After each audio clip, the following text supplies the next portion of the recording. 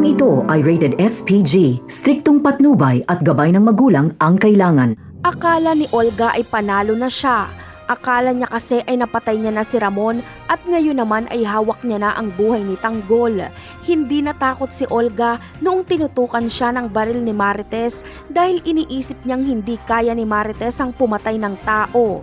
Sa pagkakakilala niya kasi kay Marites ay isa itong mahina at duwag na klase ng babae. Pero dito nagkamali si Olga dahil naging matapang si Marites noong makitang nasa peligro ang buhay ni Tanggol. Kakalabitin ni Marites ang baril at sapul si Olga sa dibdib. Muli siyang puputukan ni Marites at tatamaan naman siya sa ulo. Kaya matutumba si Olga papunta sa pagkahulog sa building. Laglag si Olga, habang si Tanggol naman ay nakalambitin pa rin at tutulungan siya ni Marites na makaahon. Matinding emosyon ang magaganap dahil akala ni Marites ay mamamatay na si Tanggol. Habang si Tanggol naman ay hindi makapaniwala sa nalaman niyang hindi pala si Rigor ang totoo niyang ama. Ngayon ay nauunawaan niya na kung bakit hindi siya minahal ni Rigor. Ang aalamin na lang ni Tanggol ay kung sino ang totoo niyang ama.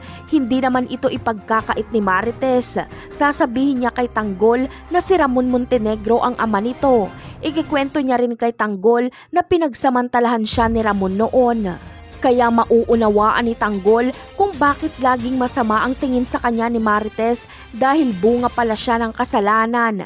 Sa pagkakataon na ito ay malinaw kay Marites na hindi pa nakikilala ni Ramon si Tanggol.